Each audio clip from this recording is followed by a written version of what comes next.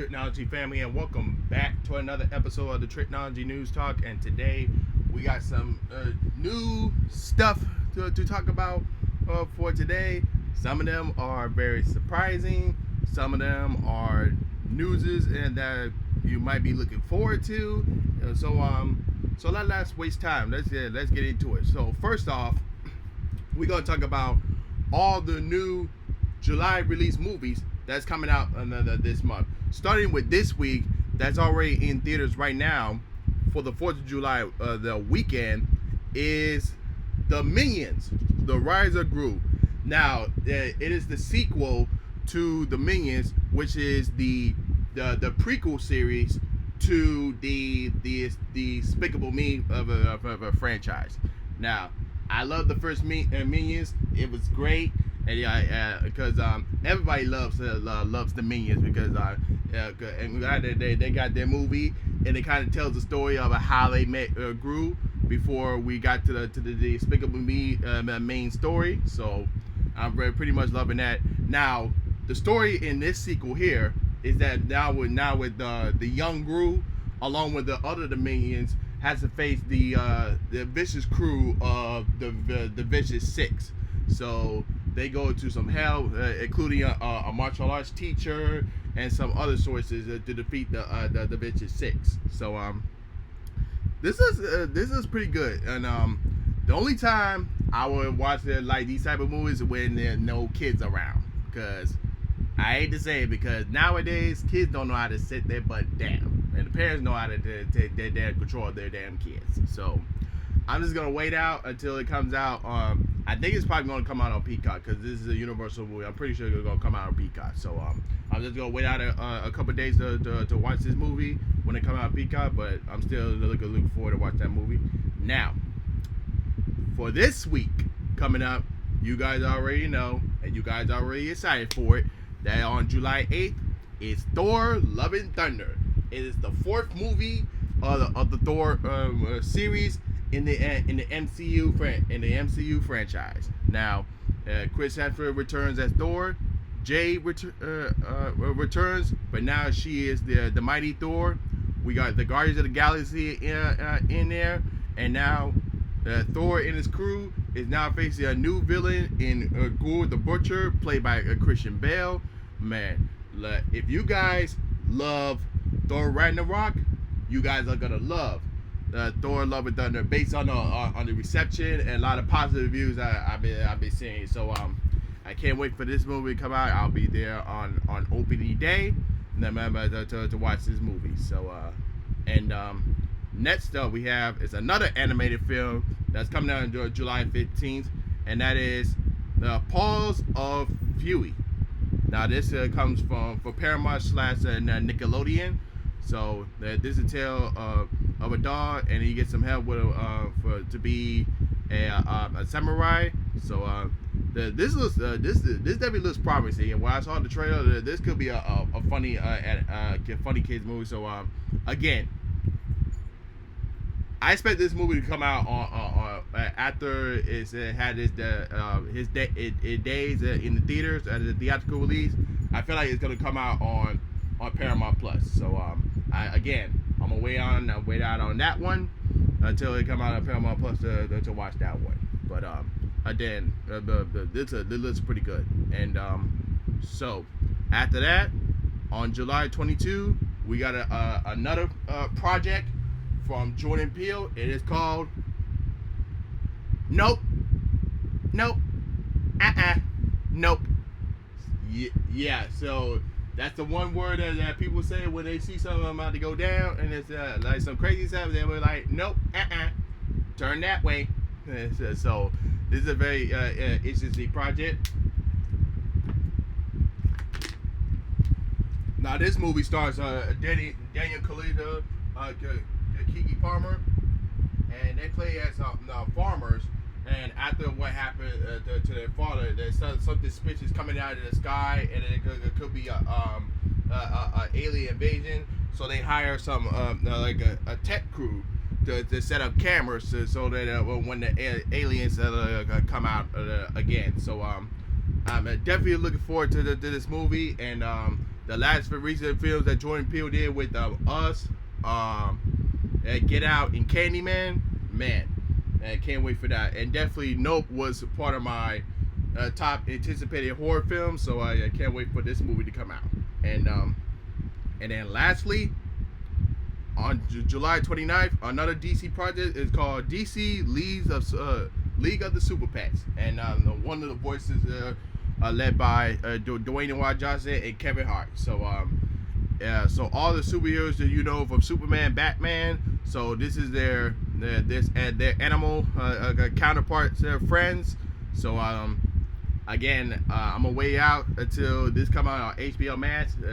So definitely look forward to watching this movie. So but that's all the July releases that are coming out. I'm only mentioning those that's coming out in theaters, not the ones that's coming out on streaming. But again, these are the movies that's coming out in theaters. Let me know down below which one you're excited for to see.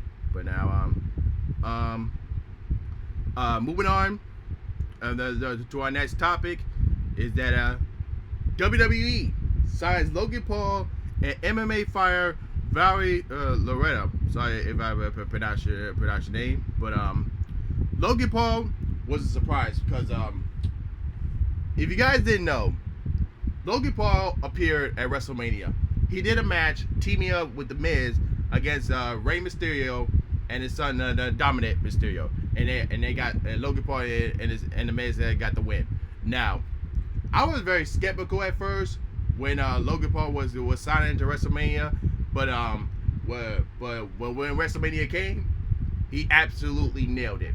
That he was perfect, and it got me thinking like he would perform more better in wrestling than in boxing.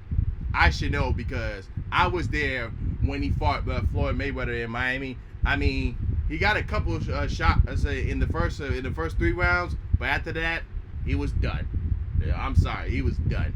So I would say lead the boxing to his brother Jake, because Jake is more of a better boxer than his brother Logan. So again, I feel like Logan Paul will have more success in wrestling.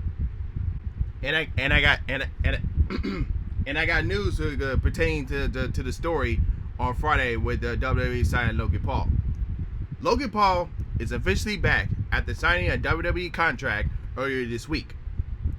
The YouTube megastar took to social media and break the news, sharing the photos of his visit at WWE headquarters.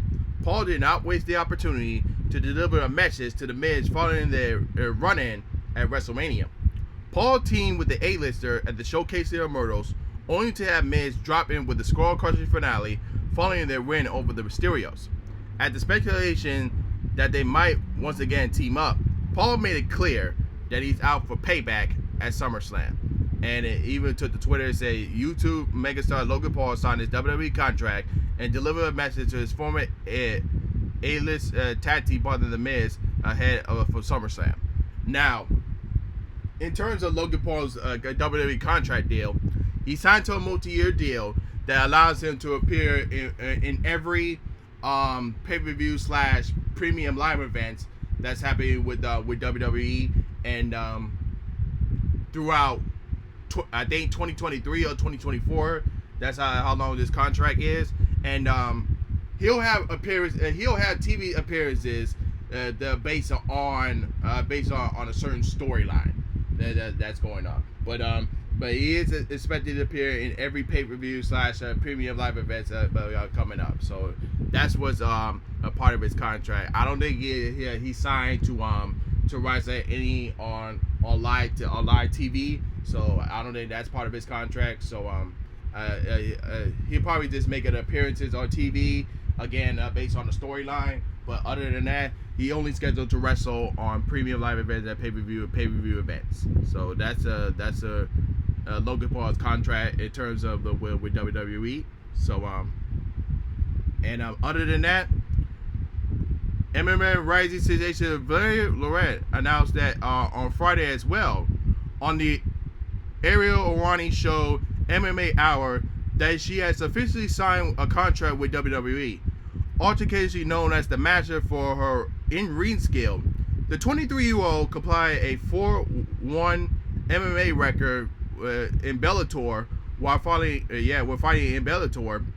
The international Tricology champion and black belt, Logan has already made waves in the MMA world in her vicious personality and social media preference. Bellator's Valeria Loureda is following the footsteps of Brock Lesnar, Ronda Rousey, and other MMA athletes turned professional wrestlers. According to ESPN, Logan has had a tryout in WWE in April and early May, calling her manager crying and saying she don't want to leave. I just want to get better, Loureda told her manager, not wanting to miss out in any training. So this is what Valeria took out the Twitter to say. I am honored to be the first Cuban American woman to sign in history to sign with the WWE. I have come from a family of immigrants. Now it's my time to represent our Latin culture. I was destined for this. Thank you for the opportunity, WWE and NXT. I will make you proud. Okay, 305.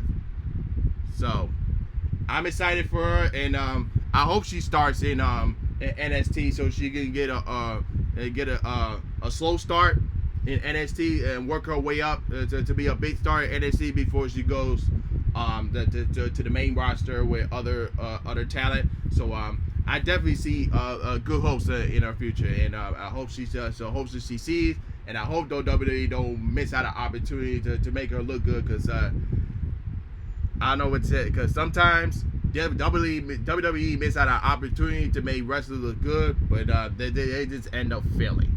And I hope that is not the case for Valeria, and I hope she succeeds. But moving on to our next topic. R. Kelly. It said it's the 30 years after his for assessing trafficking. Jesus Christ. Yep. The same R. Kelly that was on Gayle King saying, y'all killing me with this, man. I'm fighting for my life here. I gave y'all trapped in the closet, filling out your booty, pumping ground. Yeah, the same R. Kelly that was crying again. Oh my God. So this is the following sentencing memo that was announced during a Fox News channel. And this was coming from the U.S. Attorney Eastern District of New York today, saying, through his actions, the defendant exhibit a cautionary regards for the very real effects that his crimes has on his victims, and has shown no remorse for any of his conduct. Wow, just wow. And that man gonna be in there for 30 years. He might end up dying in prison. Jesus Christ. Well, that's what happens when you try to go after young ladies that's not your age. That's what happens.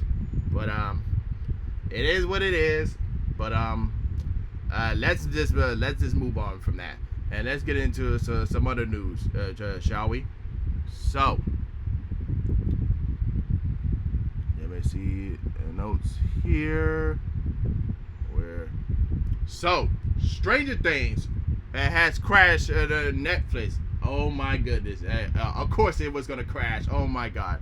So in case y'all didn't know, when Stranger Things 4 Volume 2 came out, and when people was looking up to watch Stranger Things, it would say, oh, we have a problem here, our system is crashed, or maybe saying, oh, your internet connection, but your internet connection works. I'm like, oh my goodness. When I saw that happen, I was like, let me just watch The Boys first, and then come back to Stranger Things later. So that's how I was, like, Jesus Christ. But let me just read what Variety had to say about this. Netflix streaming service was unavailable for a brief period early Friday after a highly anticipated release of the final 2 episodes of Stranger Things 4. According to a global uptime monitoring site downdetector.com, user reports of the problem with Netflix spike around 3 a.m. Eastern Time when Stranger Things 4 via Volume 2 went live. Complaints about errors with Netflix peaked around nearly 13,000 at the top of the hour before the situation seemed to be resolved within a half an hour. Wow. Man, that's crazy. Of course, you guys, you already know Stranger Things is on the top of everybody's list for most favorite of the Netflix series because, well, everybody knew sometimes it happens. Like, even like some of the Disney Plus Marvel shows that they even crash on Disney Plus. Like sometimes those days happen. That's why you have other options. If you have other like streaming services like that you can watch until like that other certain platform is working right. So it happens. So, but like I said before, but when I saw that happen, I was like, let me just watch the new episode of The Boys first before watching the whole entire final 2 episodes of Stranger Things. That's how I was when that happens. But anyway, moving on to the next episode. To the next piece of news. Excuse me. Disney's granddaughter organized revolt against the CEO. This is interesting, and this is coming from the New York Post. Abigail Disney, the House of Mouse history turned voice critic, is reportedly attempting to organize a shareholder challenge to embed Disney boss Bob Chapek for $32.5 million payday. Disney, who has paid her personal net worth at $120 million, has been quietly courting institutional investors to challenge Chapek comprehension at the company's next shareholder meeting. The Wrap reported, citing multiple sources familiar with the matter. The proxy push that could mark another embarrassment for Chapek, who's been under fire following a series of missteps at the entertainment giant. Man, Chapek cannot catch a break. Jesus Christ. So he gonna have to do something, or else he got to get out of the CEO chair. That's all I gotta say. But moving on. Sam Raimi hits that John Krasinski will not be Reed Richards in the MCU. So this is what Sam Raimi had to say about that. It's so funny that Kevin Feige cast John Krasinski because the fans had dreamed of who would be the perfect Richard Reed would be. And because of this alternate universe, I think Kevin said, let's make that dream come true. I have always really enjoyed all of his performances. Now, this kind of wondering is if John Krasinski is really going to be Mr. Fantastic in the upcoming Fantastic movie. We don't know. We still haven't got an official cast for that. We thought John Krasinski will be the first official cast announced for the Fantastic Four, but based on this story from Sam Raimi, and he said he's not. So this is weird, but we still got a long way to go to figure out when the Fantastic Four is going to come out, and we still got a long way. Well, not a long way, but Kevin Feige soon is going to announce the Phase 5 of the MCU, and we can finally find out when the Fantastic Four is going to come out, if it's going to be a part of Phase 5, but we don't know. We're just waiting on Kevin Feige's announcement decisions coming soon. But moving on. Taika Waititi's Star Wars film is set to shoot early 2023, and this is from Taika Waititi. He had to say about that. Not this year. I'm going to be in New Zealand from August until the end of the year with our Flag Means Death and Time bandits, and during that time I will still be writing. I'm still trying to figure out what the story is. At the moment, it's just very early because I still haven't even finished the script. I'm still trying to come up with ideas, and mostly kind in the part of the process where it's still very kind open. And when I write, I kind of write every idea I ever had, and then start to kind and chisel down into something, but I am still throwing everything at the wall right now. Now, based on what he said, I still believe that he could put out a great Star Wars film, because after the success that he did with the last two Thor films, Ragnarok and Lord and Love and Thunder, I feel like he's gonna put out a great Star Wars film. We just gotta trust the process. You know what I'm saying? So it just takes time, especially when you're a writer. You want to write a good, compelling a story and a good script, so that way it won't be like out of the place. So again, we just got to trust the process with Taiki to put out a good Star Wars film. So moving on, Robert Pattinson pick for the Batman Secret Villains, The Quarter Hours, and this is what Slasher Filmman had to say about this. Robert Pattinson revealed that he's excited about the possibility of the Batman sequel incorporating a storyline that includes The Quarter Hours. In 2011 comments, the horror story follows an urgent-hitting society that rules Gotham from an underground layer of centuries. The group features members that are both Gotham elite and the Talese, who are highly trained assassins loyal to the Quarter Hours, adapting to the storyline from the original comics for the Batman to tackle in a sequel film for Matt Reeves' horror-focused roots in place for will be a perfect fit per Pattinson. I love to do something like Quarter Hours, the actor said. So, of course, we said that the Batman is coming out in 2024. I think it was 2024 or 2023. I could be wrong, but yeah.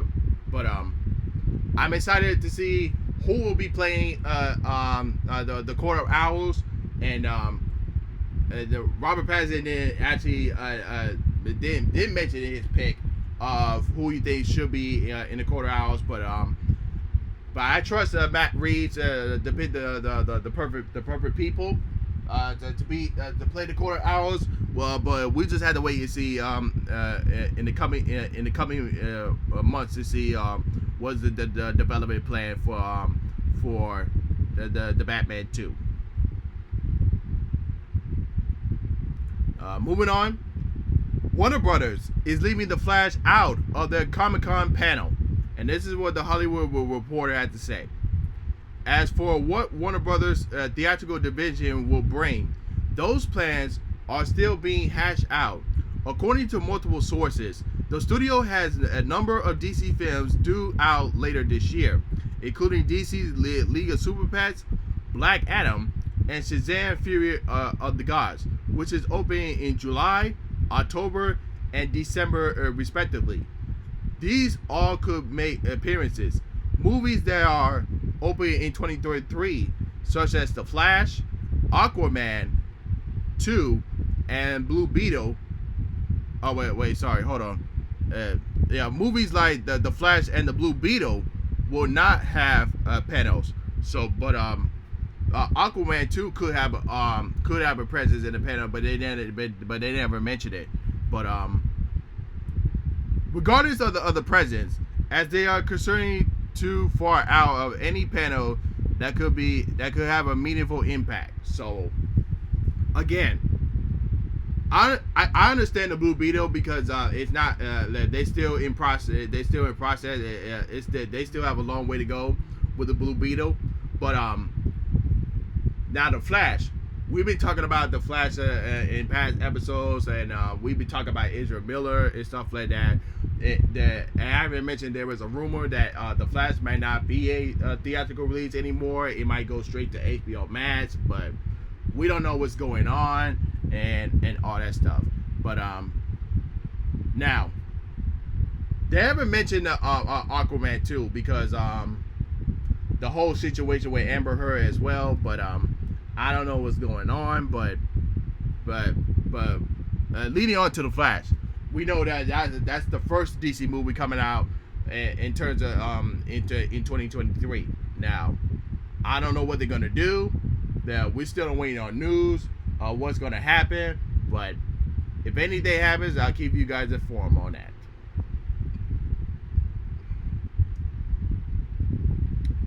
See How They Run trailer teases a great murder mystery. Everybody loves a murder mystery, so this is what Variety has reported.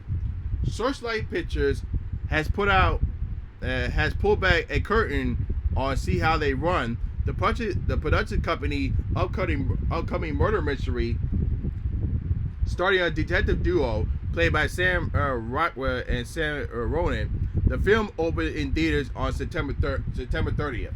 The first footage introduced viewers to Rockwell's seasoned Inspector Starkman and Ronan's rookie Constable Stalker.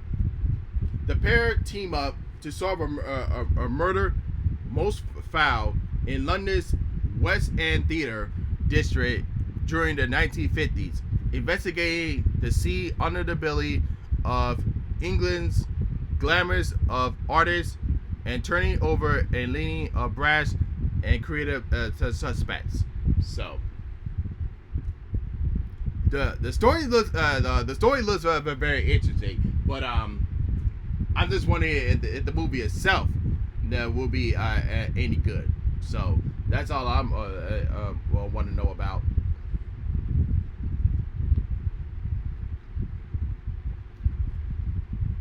But moving on, the next Bond will be a reinvention and at least 3 years away. So this is what Barbara Broccoli has to say about this. Nobody is in the running. We are working out where to go with him. We are talking that through.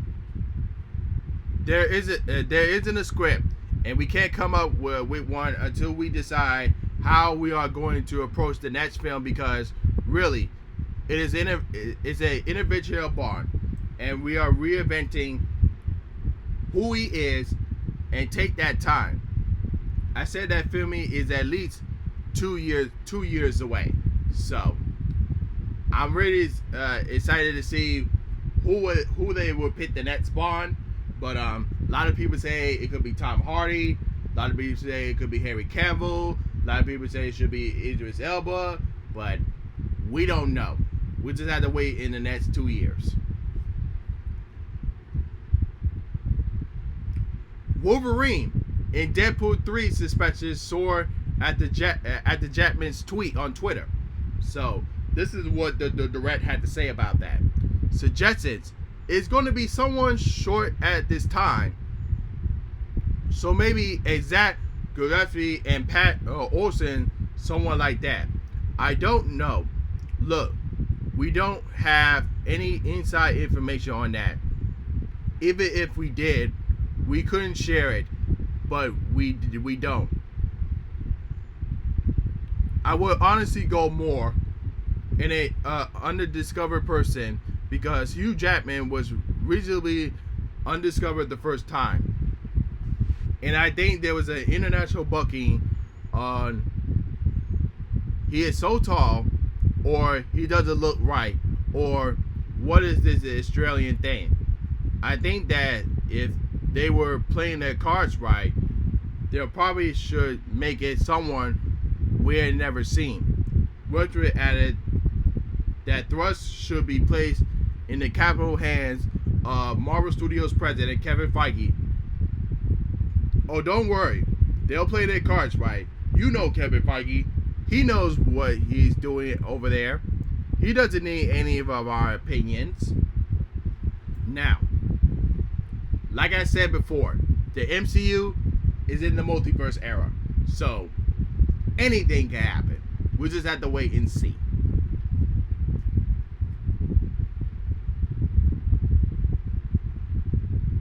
Cameron Diaz is coming out of retirement and teaming up with Jamie Foxx in a black comedy film for Netflix called Back in Action. And this is what Variety had to say.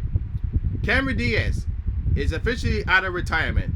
The 49-year-old actress who stepped down from Hollywood in 2018 will star alongside Jamie Foxx in a Netflix action comedy Back in Action. The project reunites Daz and Jamie Foxx, who worked together in the 1999 sports drama Any Given Sunday and 2014's Annie remake, which was Diaz's final film role before retiring.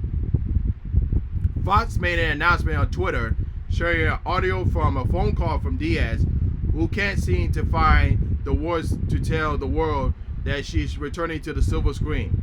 I don't know how to do this, you know, she says. So this is going to be very interesting. So in terms of Cameron Diaz, my favorite movies from her was The Mask, Any Given Sunday, and the Charlie's Angels movies. So yeah, I can't wait to see how they do with back in the action movie, and hoping to see more news on that. But moving on. Mandalorian's volume virtual stage to be used by Perry Jackson's series. And this is what Hollywood Reporter has to say about that. The upcoming Disney Plus series Perry Jackson and the Olympians are taking a virtual production route. The 20th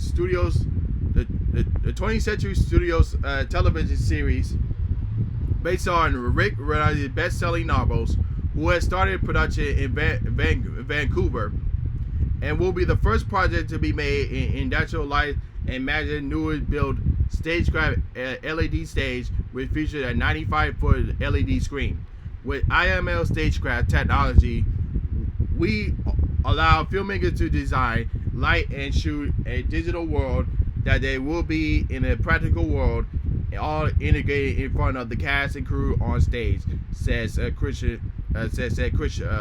Benji, executive producer at IL's Stagecraft. So I'm very interested in the upcoming Perry Jackson series on Disney Plus, and hopefully we get some more news on that, and when that series is going to be coming out.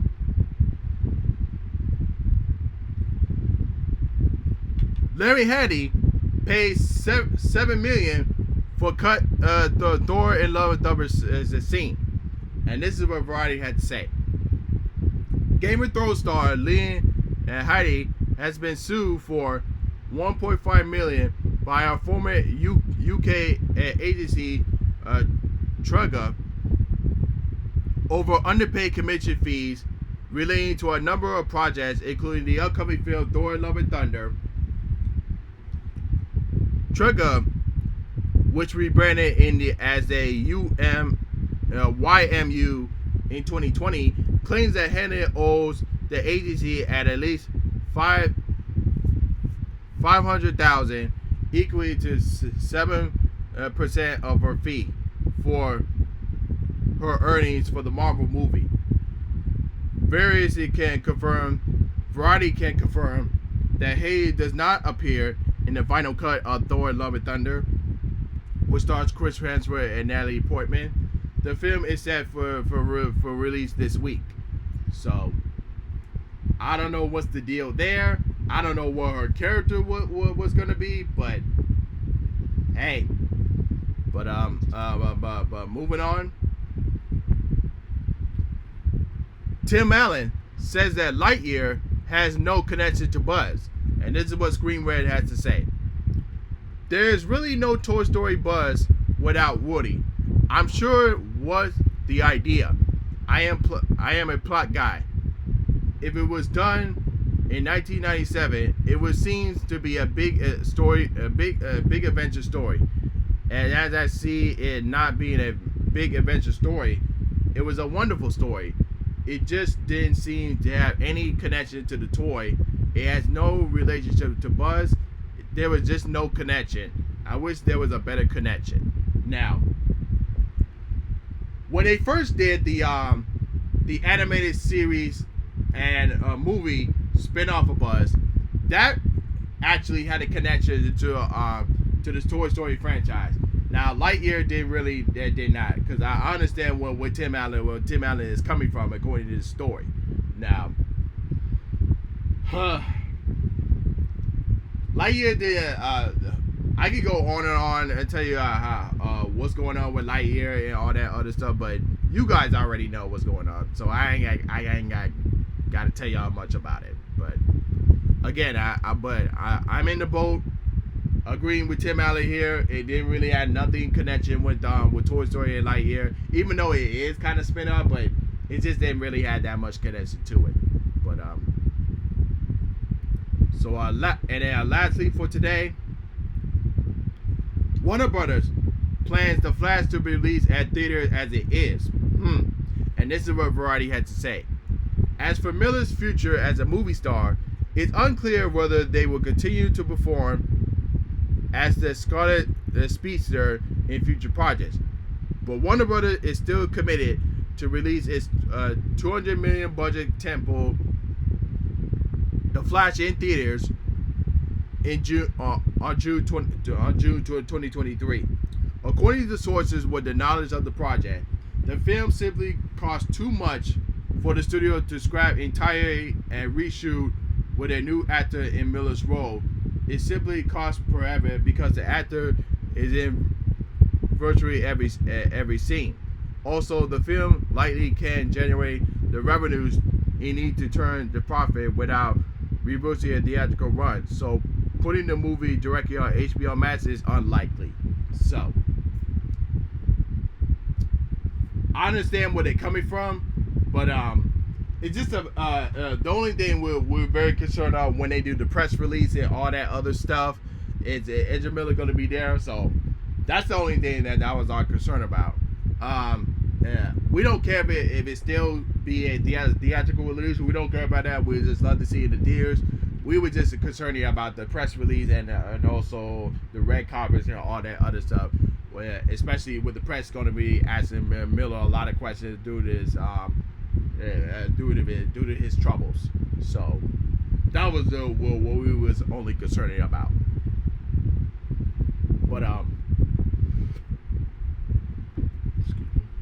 But that's all of our news for today.